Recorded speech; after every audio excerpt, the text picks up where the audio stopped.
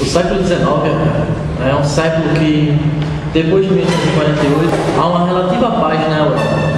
E com a industrialização e o desenvolvimento de países que não eram industrializados, como a Alemanha, vai se criar na Europa um sentido de bem-estar social, ou seja, uma espécie de ilusão de que o progresso técnico realmente vai levar a uma melhoria da vida social. É muito importante a gente pensar essa ideia do progresso no século XIX,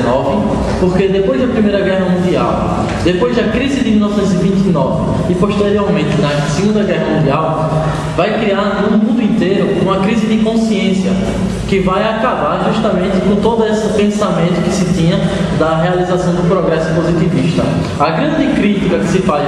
ao positivismo vai surgir justamente depois da Segunda Guerra Mundial, com a crise da modernidade, que é a crise da própria razão instrumental, que é essa razão tecnocrata. A partir daí, então, depois da Segunda Guerra Mundial, vai se criticar essa ideia da ciência como o que leva à verdade, como o que leva ao progresso. Então, eu não vou me estender muito, porque a gente tem pouco tempo no vídeo aula, então eu quero fechar o resumo da seguinte maneira.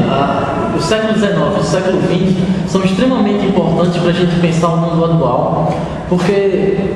diferentemente de outros tempos históricos, eles se apresentam hoje muito mais latentes, muito mais